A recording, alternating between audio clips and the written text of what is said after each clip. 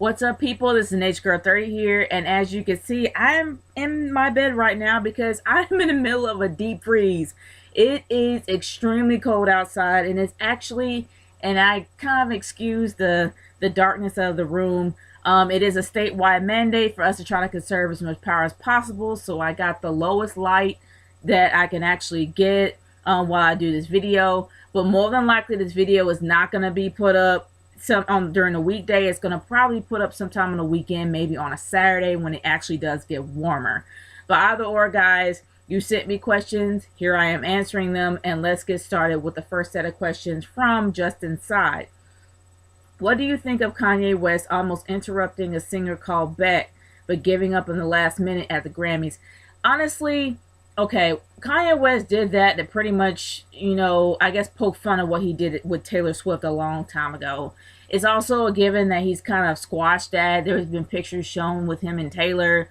And honestly, he did Taylor a favor. He kind of gave her the sympathy card, which made her the megastar that she is now. I mean, she was always popular, but she wasn't as popular until Kanye West interrupted her. So in a way, Taylor really has no reason to complain anymore because people kind of know her from what he did. And I think he did that just to make fun of people. And let's just be real, Kanye always does that to get attention. Thoughts on the Grammys? The Grammys used to mean something back in the day, but now it's just a popularity contest. There were so many artists that should have got more awards than they should have gotten. I like Beck. I'm happy that Beck did win an award. But Sam Smith, as much as I loved his songs when he first came out, he's a bit overrated now. It's to the point where Sam Smith is getting overly praised. Not that there's nothing wrong with Sam Smith's music. I like his music. I love his 2 songs that he came out with. But on the real, there were a lot more. I feel that best new artist was probably the best category for him. But as for best record, I think he got either best record or best song. There were people that I think should have gotten over him at that point. But not since he's won it, and he's won I think about 4 Grammys. Good for him. But I just think that sometimes that the Grammy board kind of cater towards the people that are popular, just for the sheer sake of doing it. So yeah, like I said, it's a popularity contest, and no insults to this Sam Smith. I just think that there was a little bit, I don't know, I just felt that there were a lot more artists in some of those categories that he was in that could have gotten the award over him. But I do agree that he won Best New Artist, and he did win Best New Artist, so good for him. But anyway, moving on from there. Did you see the popular meme of Pharrell looking at Taylor Swift in with a weird look on his face while she was dancing like a fool in the audience? No, I haven't. And honestly, shoot, if Taylor Swift wanted to dance, then let her dance. She knows she's awkward. She knows she can't dance. Let her have fun. Good grief, move on. For those that are consistently making fun of her for crying out loud. But moving on to Final Limits. Do you think Dwayne "The Rock" Johnson is ashamed of being black since he always bills himself as Samoan instead of black? No, I don't really think so. He's proud of his Samoan heritage, and there's really nothing wrong with that. What do you think of his father What do you think of his father? Do you remember him when you were a kid? No, his dad was before my time, and he was before I actually got into wrestling. His dad's been wrestling since the 60s.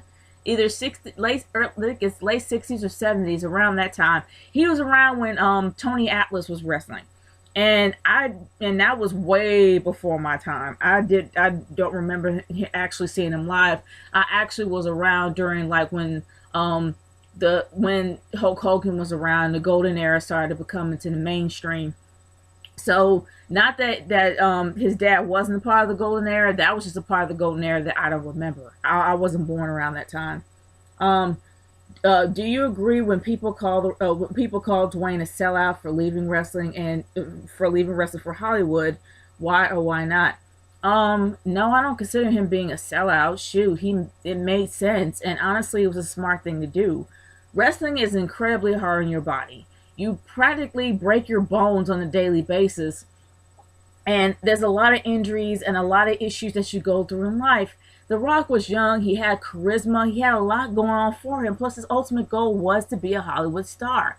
And that's what he wanted to do. He found that outlet with the Scorpion King, and it went on from there. So I give, kudos to him.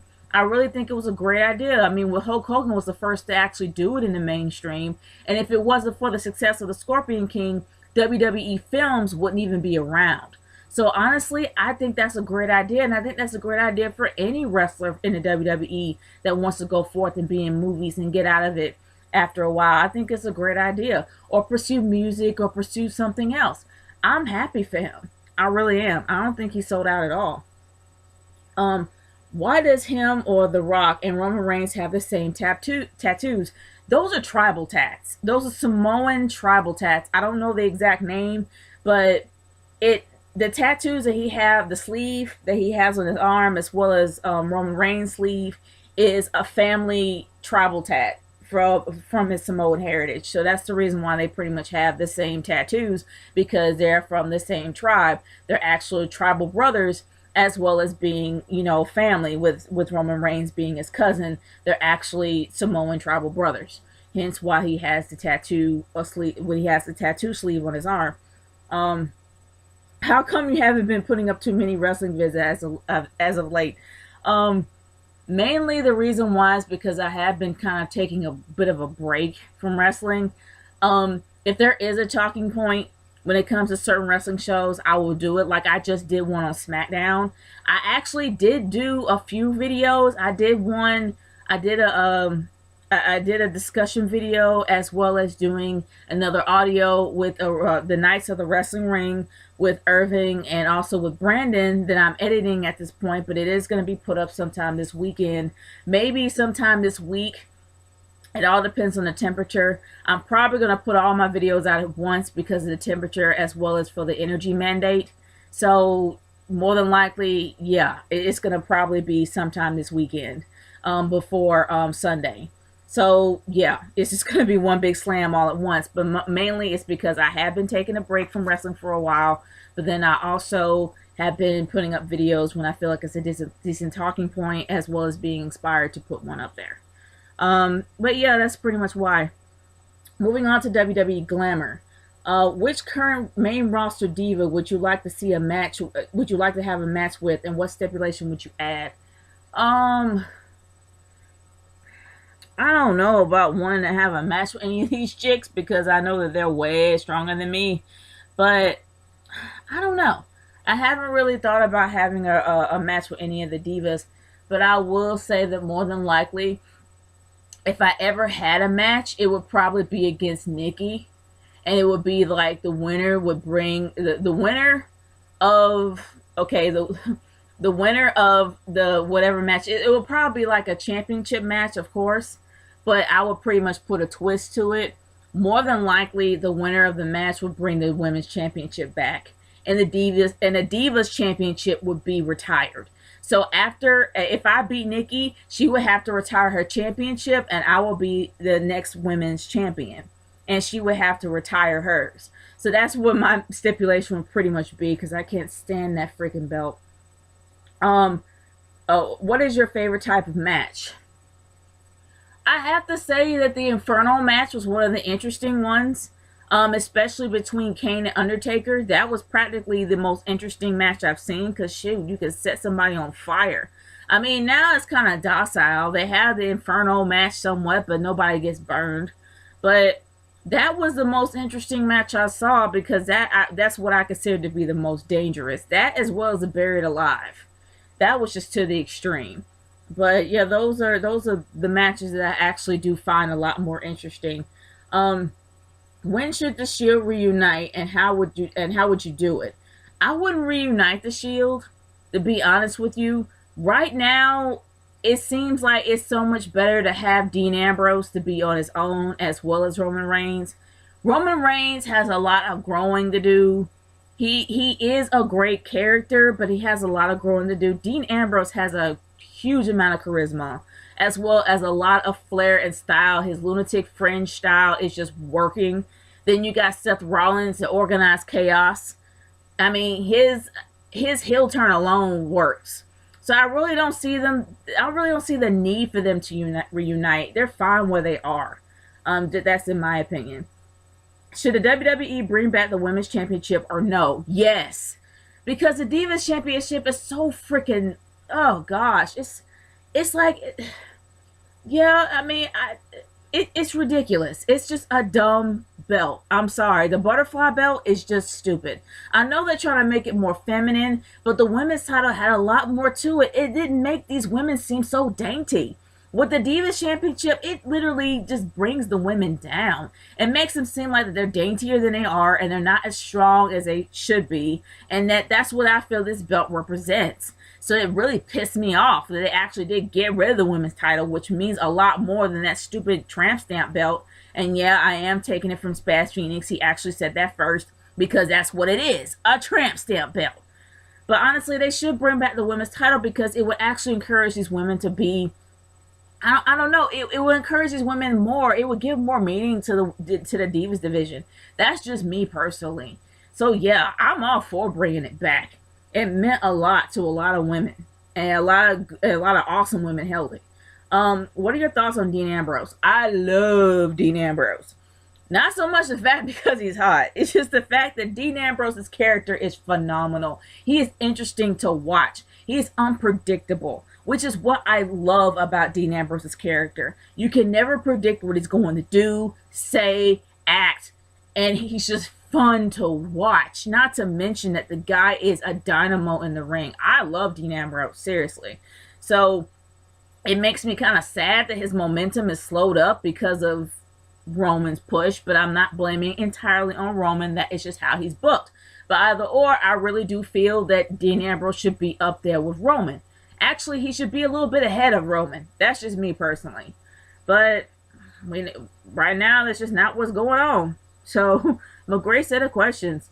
Moving on to Nintendo Fanboy 1988. What knockout screams are your fave on Soul Calibur games? I really haven't paid any attention to knockout screams, nor do I. I mean, I really wasn't. It's not that I hate them. I just didn't care, I guess. I was just so interested in knocking them out and actually winning the match. I didn't really pay attention to the screams. On old Mortal Kombat games, which knockout screams would you enjoy the most? Or thought was either creepy or funny? Honestly, the creepy one, actually the most sinister one was Melina. When Melina screamed to the top of her lungs when you do a fatality with her, it is just straight up creepy. That's just me. But I didn't really enjoy it or thought it was funny. It was just creepy. But what are your top weapons in video games? Okay, I have to say, if I actually did play Doom, I don't know, I think it's either Doom or Duke Nukem. Can't remember which one that had the BFG. Anything that has a freaking BFG. Like, the gun was called a BF freaking G. And we all know what BFG stands for. So I'm not going to really say what it is, but y'all know what it stands for. So, but any gun that is called that is just awesome. But I will say that I think Turok had the Doomsday gun, and I know that Halo, the first Halo, had a secret gun. And I think it's called the Scarab gun. The Scarab gun was probably one of the baddest of the bad guns that I have ever had in my life. And it was so much fun. It pissed me off because it was only at one level. It was impossible to get. You literally had to practice to get it. And once you got it, oh my gosh, you could annihilate anything. One shot, it just explodes. The one thing that makes me sad is that they really haven't brought that gun back. Let alone even try to bring it back for any of the other Halo games. And I really did want to see more of it, but we haven't seen it since the first Halo. But the Scarab gun is awesome. That and the Needler, but by far, it's the freaking Scarab gun. I'm sorry. For those that have not played the first Halo, go back and get the Scarab gun. You probably gotta look on YouTube to maybe find out how to get it, but you have to practice it a bit because it is very tricky. But honestly, y'all, when you get it, it's worth it. But it sucks because it's only one level. So yeah, the Scarab gun, by far. If you could have a crossover fighting game, which franchise would you choose? There's been so many that's been already done. Unfortunately, I would say Mortal Kombat, but Mortal Kombat versus DC Universe, that didn't work. I wish it did, but it didn't. Um, Honestly, crossover with fighting games don't work anymore, except for Mortal Kombat versus Tekken. I'm not Mortal Kombat, but Street Fighter versus Tekken. Street Fighter versus anything works because of how PG Street Fighter is. But honestly, that's done to death, and I really don't think that crossover games actually work anymore. That's just me. There's nothing really interesting in it. Is Shiva from MK Black? No, because she's a Shokan, and Shokans are dragons. So more than likely, it doesn't really matter. It doesn't matter whether they're dark or not, except for Kentaro, which looks like a freaking tiger baby. Like, it looks like a four-armed tiger baby. Pretty much is how it looks for me. But yeah, they're dragons, so I guess it really doesn't matter what color they are, and I don't think they're black. They're Shokan. They're dragons. Um, People have said that Jade is black. Is that true? Yeah, she actually is. She happens to be a black ninja. That's what she is. Even though that there was a, due to popular belief, a lot of people don't believe that she was black. And yes, in the first, no, in the second Mortal Kombat, I think they actually cast an Asian woman to play Jade. But in Mortal Kombat 9, they actually went back to the original roots, and Jade was black. So either or, yes, Jade is a black character. Even though in the original Mortal Kombat they did the same woman with same design, but Jade was meant to be black. So yeah, she's a black character. And she's still pretty awesome to play with. I don't know much of her combos, but she's still awesome to play with. Why do you have an old school TV and not the newer TVs? Does it make it hard to read video game text in HD consoles like the 360? Well, like your 360? Yeah, it does occasionally, but the reason why is because I'm all about functionality. And honestly, getting flat screen TVs the way you want are pretty expensive. But either or, yeah, I'm all about functionality. I've had this TV for a while. It works. It's great. So yeah, I still have it. And I know I'm old school back in the day, but I do consider myself to be retro. So either or, it works for me. And if I get a bigger one, I will. Have you ever played Killer Instinct on the Super Nintendo? Yeah, I have, and I literally had the worst hand cramps after playing that game. My fingers were so cramped up, it was ridiculous, and that's why I quit playing it, because the combos are darn near impossible to pull off. So I'm like, I would have to literally have carpal tunnel before I can pull off a decent combo for that. So I'm like, screw it. I'm not playing it. But great set of questions, man. Next set of questions comes from Lino Gino. How did Freddie Thomas get you to be a part of his Sonic Top 10 games video? For those that have not checked out my homeboy Freddie's Sonic Top 10, check it out. I will put it in the description box below, and I will remind myself to do it this time, because I know I say that many times and I forget.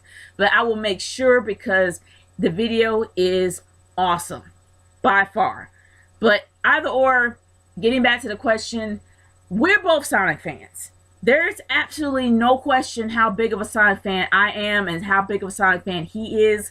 I'm not going to say I'm considering myself a purist, but I know that I love Sonic 2. That's how I got started. And then I love Sonic and Knuckles and Sonic 3. The newer, the modern generations are not so bad. But honestly, we're both huge Sonic fans. And that's the reason why Freddie and I kind of have somewhat of a connection. But he actually just sent me something over Messenger, sent me a question over Messenger asking me if I wanted to be a part of it. And I'm like, heck yeah. So yeah, that's pretty much how we did it. He knows that I'm a Sonic fan, and I know he's a Sonic fan. He asked me to be a part of it. So yeah, I was all down. And it's awesome, and I would definitely leave a link, and I will remind myself to do it. So definitely check it out. What do you think of Balrog, the boxer guy from the Street Fighter series?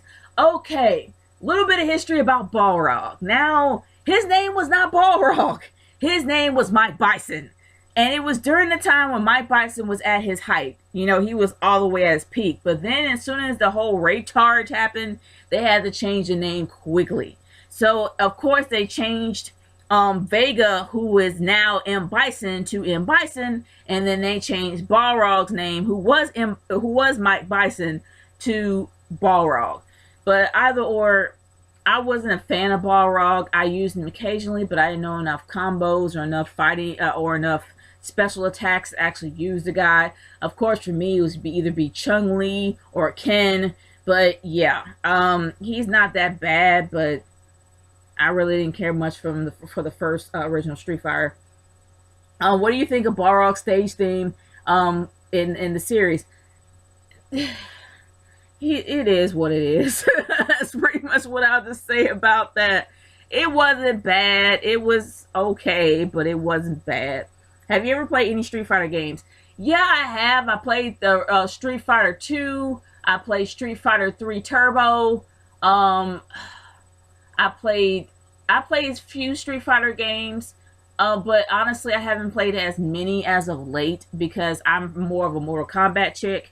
So I played occasionally, but not too often. What kind of character did you create in the modern Soul Calibur games? I haven't played Soul Calibur since Soul Calibur 2 because I really haven't been interested in playing it. So I really haven't done the creative fighter.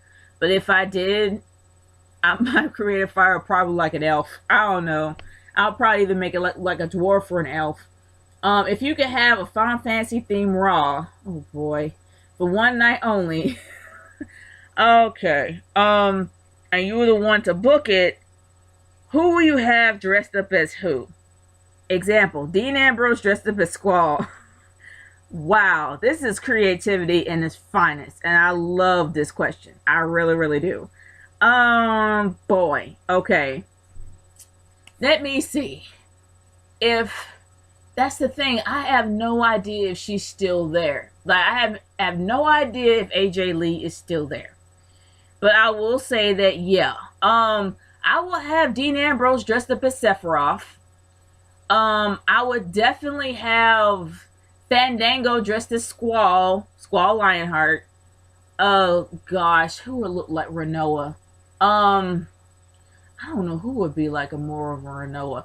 I guess I could probably say Rosa Mendez could possibly be Renoa, since if I dress Fandango up as Squall, more than likely she would be Renoa. Sephi, who is this perky? I'll probably have Emma maybe dressed as Sephi.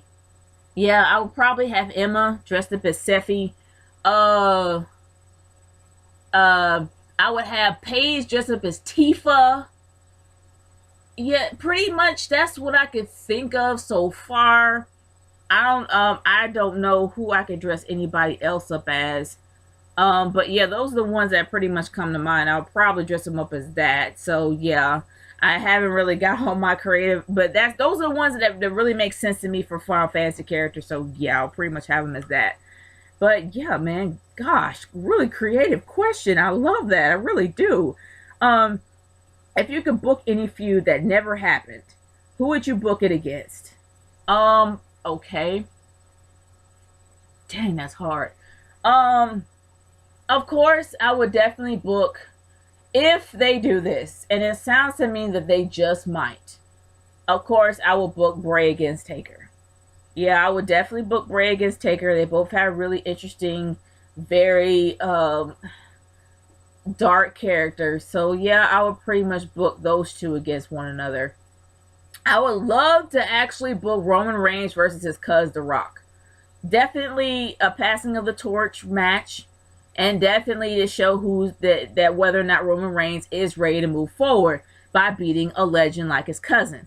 So I would definitely have them booked as that. Those are the two feuds I would definitely do, by far. But yeah, great question, man. Your next question for me is, and you have a lot of them. Who do you think is the hottest, most good-looking video game characters, male or female? Who do you think is the hottest video game characters, male or female?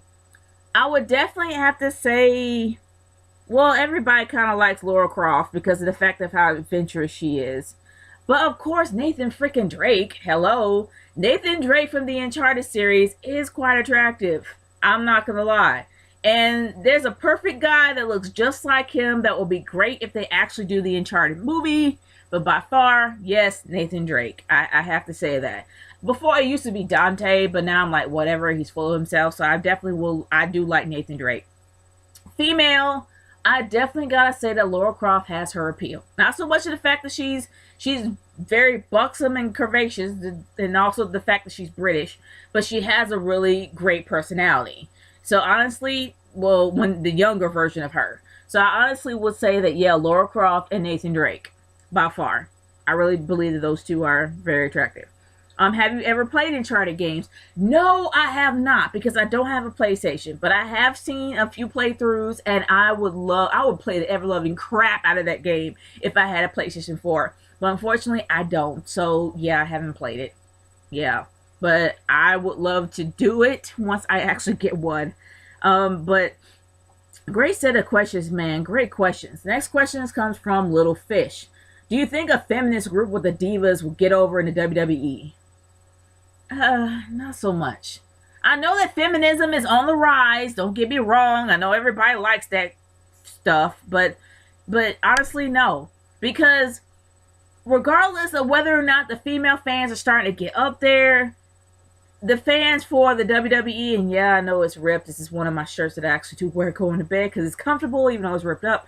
But regardless, I will say that the fans for wrestling are majority male. So even though you do have a feminist group, it will not last long because men don't want to see that. And I know that even though the women fans are starting to get up there, our majority of the fans are male. So I don't think it will last long. Your next question for me is, are the WWE too much of cowards to do a stable with a stable of feminists? So I guess like would have like a feminist faction or have like overall feminism or whatever. I don't really consider them to be cowards, and it seems to me that you're really into feminism. I had no idea that you consider yourself to be a feminist. If you are, that's okay. If you like that, that's fine. But I guess I just never expected it. How would you do a feminist group, and what divas would you have to be a part of the group? I don't really know because it just doesn't seem like all the divas are on that same page. If there ever was a feminist group and if there would be a leader, I would probably say Brie by far. You know, Brie has somewhat. I mean, she is a very strong-willed woman, and if there was a faction, she would be leading it. And I would have to say Natalya will probably follow suit, but they will be the only two by far that I could actually, and I know I said by far a lot, but either or, those are the ones that I can think of at this moment. So, yeah, those are the two. What if WWE decided to have the New Day featured in segments backstage? Okay, moving on from there.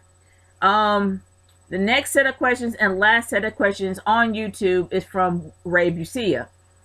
What if WWE turned Roman Reigns heel and gave him a self-obsessed narcissistic gimmick where he looks at himself in the mirror and tells his reflection how pretty he is and how much he loves himself?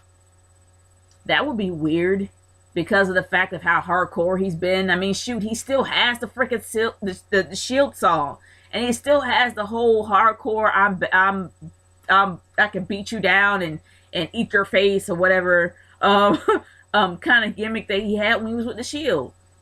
So honestly, it would be weird. It really would be weird.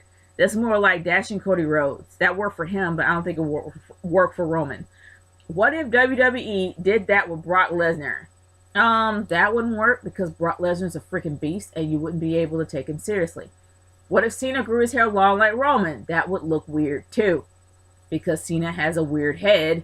Not to mention he kind of looks like a drill sergeant. So having him with long hair will look weird. What if all male wrestlers grew their hair long or longer than Roman Reigns? That would be odd. And also, we have no idea whether or not they can all grow their hair to be that long. Because don't get me wrong, it's okay that, I mean, some of them can actually grow their hair out long, but some of them can't. Some of them do have receding hairlines. But either or, it would be weird. It wouldn't fit their character, and I'm happy that they don't do it.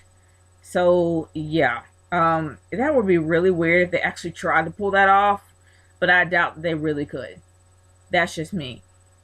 But guys, that is the end of my YouTube questions, and I'm going to move on to my final set of questions that I actually do have from Twitter. And this is all thanks to Sheldon Richardson. Dude, I have not heard from you in a while.